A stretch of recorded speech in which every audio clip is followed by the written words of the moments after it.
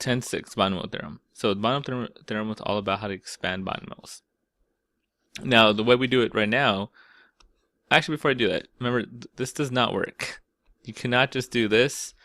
Oh, that's terrible. It's not x squared plus 1. Mostly it's just lazy. That's not the way it works. If there's a plus sign, it's just locked in. So the way we're supposed to do it is do this. X plus 1 times x plus 1. Distribute.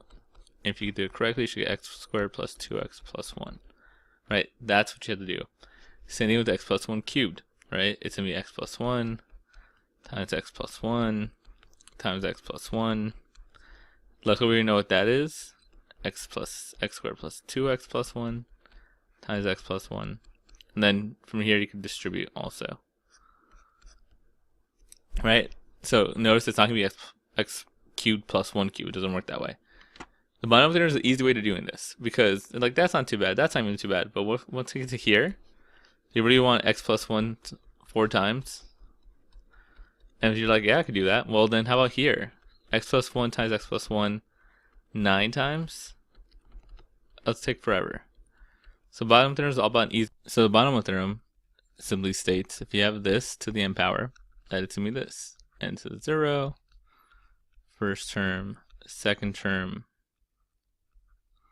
plus la la la, up until you get to this. Now a lot of this doesn't make sense right now. And that's why I keep on, we gotta break this down. So first let's talk about what this means. This is n to 0, which is simply just a formula that says this. And you're like, oh great, now what does that mean? And that's the first thing I want to talk about. What is that? That's called a factorial.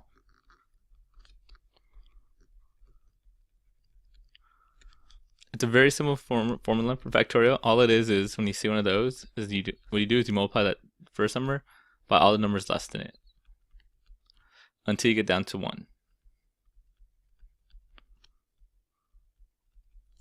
So for example, if I give you 4 factorial, this is 4 times 3 times 2 times 1. 12 times 2 is 24. That's it. If I give you 5 factorial, that's just 5 times 4 times 3 times 2 times 1. Luckily we already know what that is, 24, because we just did it. So that's 5 times 24, also known as 120. So if you notice there, 5 factorial is the same thing as saying 5 times 4 factorial, because all of this is 4 factorial. And that's how factorials work. You just multiply the whole numbers down. So 6 factorial would be 6 times 5 times 4 times 3 times 2 times 1. Also, if you want, 6 is the same thing as saying 6 times 5 factorial. Or if you want, 6 times 5 times 4 factorial. All means the same thing.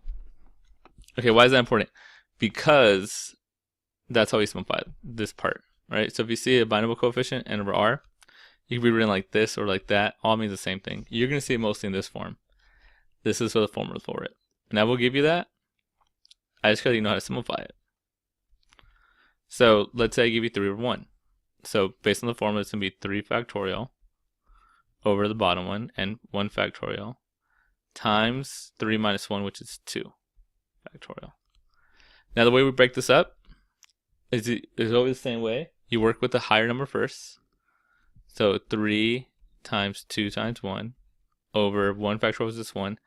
2 factorial is 2 times 1. Hey, these cancel. 3 over 1 is just 3. Let's do a harder one. Let's do 4 2.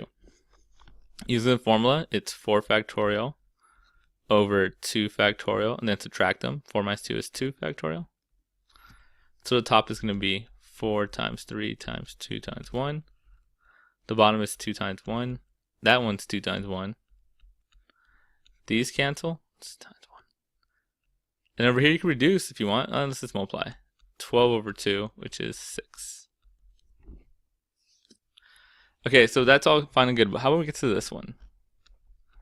7 factorial over 3 factorial, and then subtract them 4 factorial.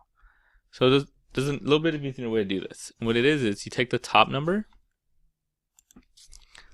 and you expand that down till you get to the bigger number on the bottom. So what I mean by that, it's like this. So 7 times 6 times 4, 5 times 4 factorial. I'm going to stop there because I know that's going to cancel with the 4 factorial on the bottom. This one I could write out 3 times 2 times 1. So these cancel. If you notice, 3 times 2 times 1 is sitting at 6. That cancels out the 6 there. And all I get is 7 times 5, which is 35. Right, let's use that same trick for 10 over 4. Right, so 10 choose 4. So it's going to be 10 factorial over 4 factorial. Then subtract them, 6 factorial. So the trick here again, write it to the that one meets the bigger one, the top one. That was a sentence. Rewrite the top one so it matches the bottom one. So it's 10 times 9 times 8 times 7 times 6 factorial. Stop there so I know it's going to cancel out. 4 I can just write as 4 times 3 times 2 times 1. These cancel. So then here you got to simplify a little bit. 8 and 4 reduce. 2 and 2 cancel out. And then 3 and 9 reduce a little bit. And I get 10 times 3 times 7. 21 times 10 is 210. So that's how you do that without a calculator. So that's how you do it by hand, I should say. There's actually 3 ways to do this. One is by calculator, I just mentioned. I'll show you that in a second. The other way is called Pascal's triangle. So let's talk about this. Pascal's triangle is just an easy way to simplify that stuff. Now what it is a pattern we have to memorize. So it works this way. So you do 1. You bring 1 down each side. And then the next line we do 1. We add these 2 up. 1 plus 1 is 2. Then we do it again. Add these 2 up. 3. Add these 2 up. 3. Bring down the 1s. Add these up. 4. 6. 4. And you keep on going. That's Pascal's triangle. You just build it. Once you learn how to build it, then you're good. We'll go a couple more rows. So 6, 15, 20, 15, 6. I'm going to do one more row just to show you, right? So bring down the 1s. 7, 21, 35, 35, 21, 7. So that's Pascal's triangle down 7 rows. Like you keep on going for as long as you want. It's always going to work out that way. So how do I use this? Well, let's look at the exact same problems we just did. Right, here's the exact same problems. Minus the 10 ones, then I'll go 10 rows. So 3, 1, the way this works is like this. If you read Pascal's triangle.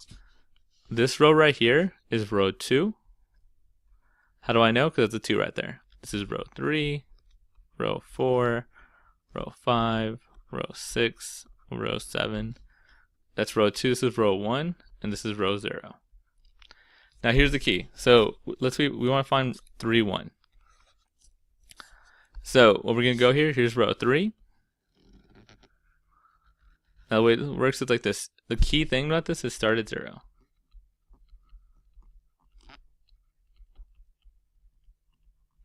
So right here is 3, 0, 3, 1, 3, 2, 3, 3. I wanted 3, 1. So it's this number right here. So this is just 3. Now let's look at 4, 2. So row 4, 4, 0, 4, 1, 4, 2. So 6. Right, same thing I got up here, 3, 6. And then the last one there, 7, 3. So here's 7, row 7, 7, 0, 7, 1, 7, 2, 7, 3. 35. Just like I got up there. So that's another way of doing it. Right, so far you learned 2 ways to simplify a choose thing, a binomial coefficient. One is doing with using the formula sheet, which I will give you, right? So just simplify it, mathematics. Other way is using Pascal's triangle. And by the way, there's some shortcuts with this based on Pascal's triangle. So like anytime you see n over 0, right? So n0, if you notice, all the zeros are 1. It's automatically 1. If you ever see n over 1, that's the first row. Well, it's whatever row you're talking about. So here, 6, 1 would just be 6. And likewise, if you ever see n over n, well, that's just the last value in the row. So that's also just 1. So there's some like little shortcuts. So that you can know it's like, oh, 3, 1 automatically give me 3. If I gave you, let's say for example, 5, 5, 7, 1, 6, 0, right? 5, 5, oh, they're the same, automatically 1 because it's the last row.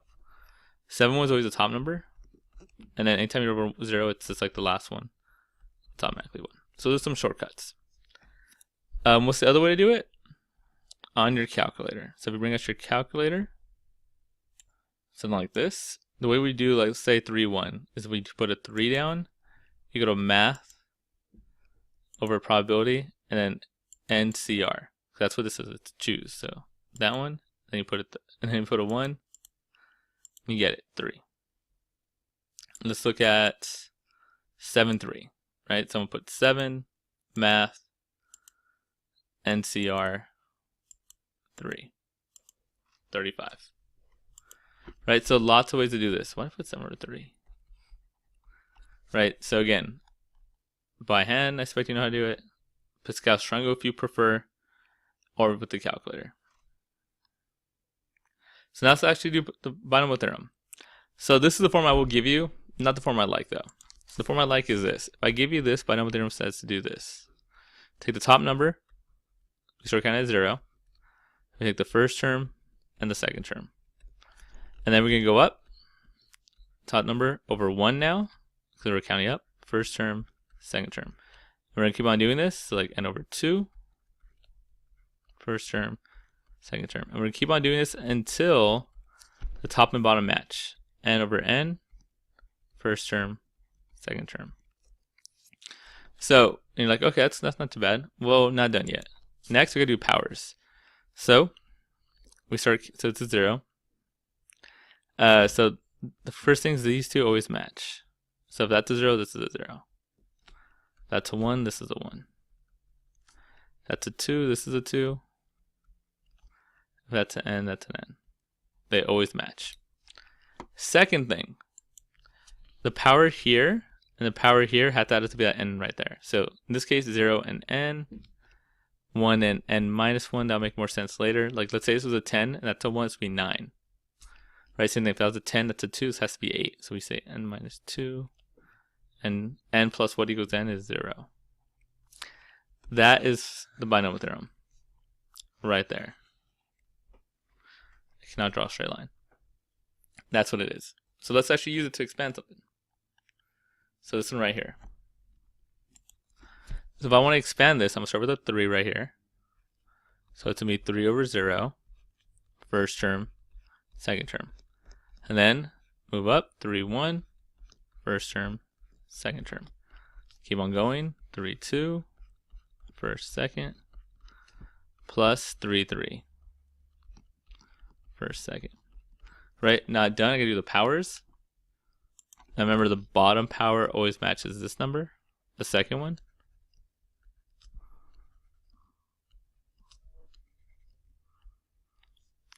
And then these two things that added to be 3. So in this case, 0 plus 3, 1 plus 2 would get me 3, 2 plus 1 would get me 3, and 3 plus 0 would get me 3. And that's the setup to it. So you do that, you get already half credit. Now you just got to know how to simplify this. So first things first, how do we simplify these things? Well, that's Pascal's triangle thing, or use your calculator, or use the formula. That's how we simplify those. That's why we spent those like 10 minutes going over how to do that. So this one's actually really easy to use Pascal's triangle, because right here is row 3, so I know it's going to be 1, 3, 3, 1. Like it tells you right away. It's just going to be 1, 3, 3, 1. Again, if you want, right, also the little tricks I taught you. Anytime it's over 0, it's automatically 1. Anytime they're the same, it's automatically 1. Anytime it's over 1, it's automatically 1. And the one I should have said that didn't, if the difference is 1, automatically the top number. That's what I'm here. So that's how I do that, right? Again, I don't care if you use a calculator, Pascal's triangle, or do it by hand. And then next, well, x to the third is just x to the third, so these are being multiplied. Anything to the 0 power is 1. X squared is this x squared. 1 to the 1 is 1. They're going to be multiplied. X to the first is x to the first. 1 squared is 1. X to the 0 is 1. Anything to the 0 power is 1. And 1 cubed is 1. Let me just simplify a little bit. And we are done. That is Pascal's triangle, the most basic form. Let's do another expanding one so you can see the idea. And let's actually do this one. And for our sake, let's make this a 4. So we don't do this forever. Okay, same idea, right? I'm going to start with the power. So 4 over 0, first term, second term. Notice it's a negative. I don't care. I put the negative in there. Then we're going to go next term. 4, 1. It's a 4. First term, second term. And then 4, 2. First term, second term. And then 4, 3. First term, second term. And then finally, 4, 4. So something to that effect. Right, now we gotta do the powers, don't forget. Right, bottom one always matches the second.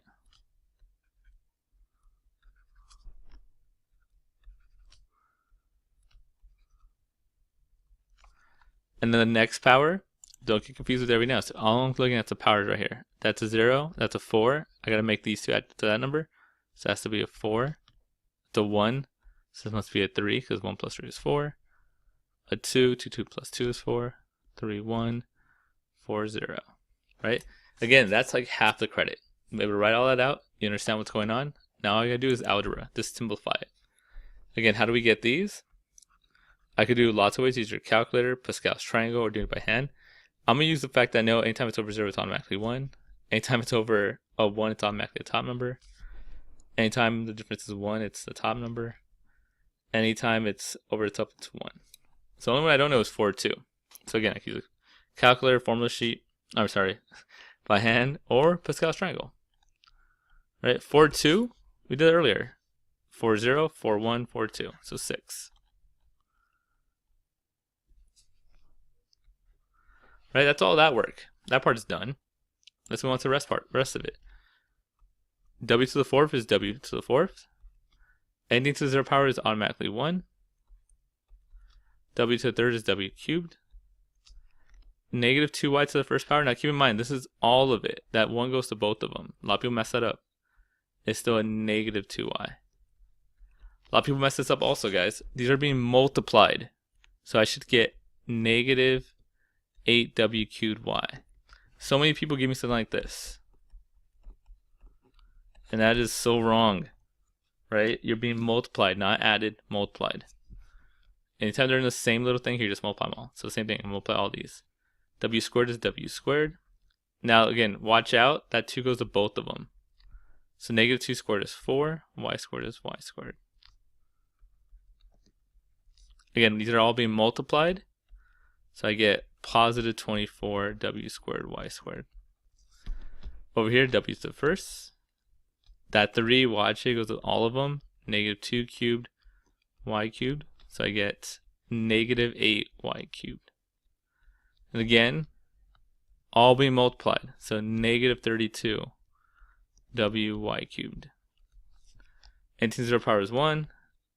That 4 goes to both of them. So 2 to the 4th, y to the 4th. 2 to the 4th is 16. Y to the 4th. All being multiplied. So positive 16 y to the 4th. And then right here, all being multiplied w to the 4th. Right? I know, it's long. That's the way the binomial theorem works. It's actually still way shorter than multiplying it out 4 times.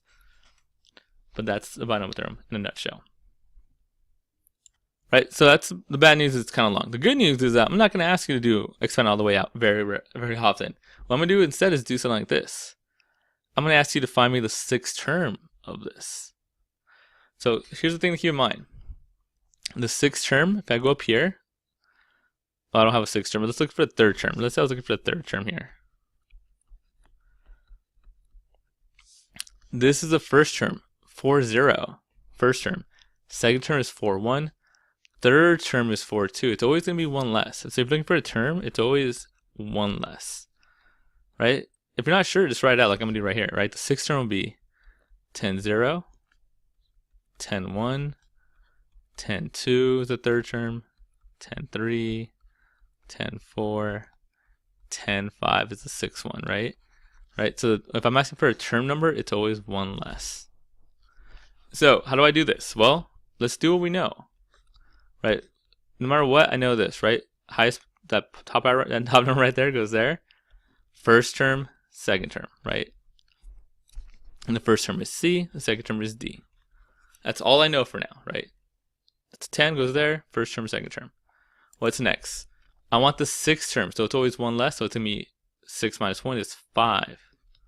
Okay, what else do we know? Well, 5, that number down here, should match the number right here. And if that's a 5, remember the number right here, these two have to add up to be 10, which in this case happens to also be 5. And that's the setup. You get that far, you get half credit.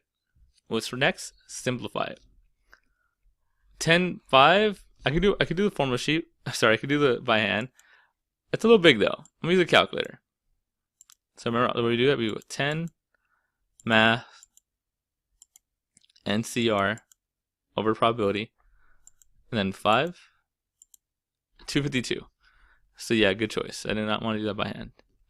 C to the fifth is just C to the fifth. D squared is just D squared. And there we go. We found the sixth term. That's simple. That's something that's more like I'm going to ask you on the quiz and test. So let's do a couple more. Make sure we got this. I want the fifth term of this. So before I even look at this, let's set up what we know. I know it has to be an 8. I know the first thing has to be an X, and the second thing has to be a 3Y. Right? That's what I know just from the very start. It could be any question. I know I'm going to have that no matter what. Now I said it wants the fifth term. So that's really the fourth, because it's going to be A4 because we start at A0, A1, A2, right? It's going to be A4 the fifth one. And whatever that one is, matches the one right here. And these two at that would be 8. So again, I got another 4. 8, 4. You can do it by hand. Pascal's triangle. We can do it with a calculator real quick. 8 math over probability NCR. Hit 4. You get 70. That's not too bad. X to the fourth is just X to the fourth. And again, watch out right here. That 4 goes with both of them. You notice it's not a plus sign. I can't. And when it's being multiplied, that goes to both of them. So it's like 3y times 3y times 3y. 3 to the fourth, y to the fourth. That's 81. Y to the fourth. These are all being multiplied. So if you're not sure, use your calculator. Times that by 81. 5670. X4, Y4. Right, again, that's the idea. Just make sure we understand how to do these. Let's look at the sixth term of this one. Okay, so let's do something a little tricky here. And then last two we'll end up with. So look at this one. They want the x to the third in the expansion of this. Right, so I don't want to turn them. I'm saying, hey, what's the term with x to the 3 in it? So how do we do this? The exact same way. Write out what we know. Highest power is 11, so I'm looking for the 11th. First term, second term. Right, that's what I know. Then now look what I want. I want x3. Well, where's my x at? Right here. So what power does it need? 3. And then now look how it falls. If that's a 3, this has to be a 3. If that's a 3, 3 plus what equals 11? 8. And that's it. We just got to simplify this. 11.3, I have no idea what 11.3 is. That's what we have calculators for. 11 math NCR 3. 165.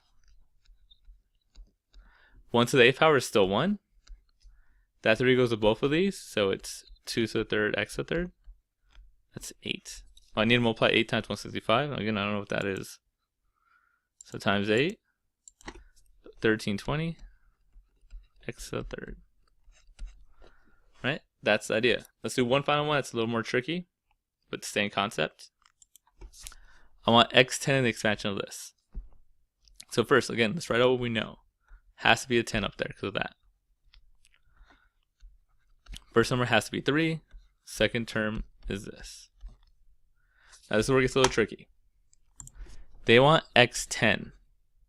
So here's my x. What happens if I put a 10 right here though?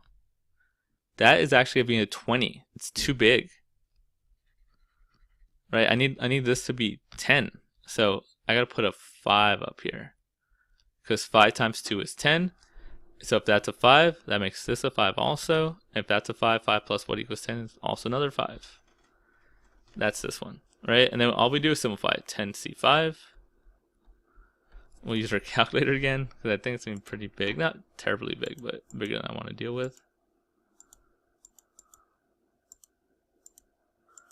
So 252. 3 to the 5th is 243. That 5 goes to both of them. So 2 to the 5th x to the 10. Again, which is the one I wanted. That's why I couldn't put a 10 there, because it would be too big. I want x to the 10. And then now you just got to simplify that. Use the calculator. 252 times 243 times 252 to the 5th, which is 32. And I get that monstrosity, 1959552. I believe that's right. I don't care at this point. X to the 10. And that's the idea.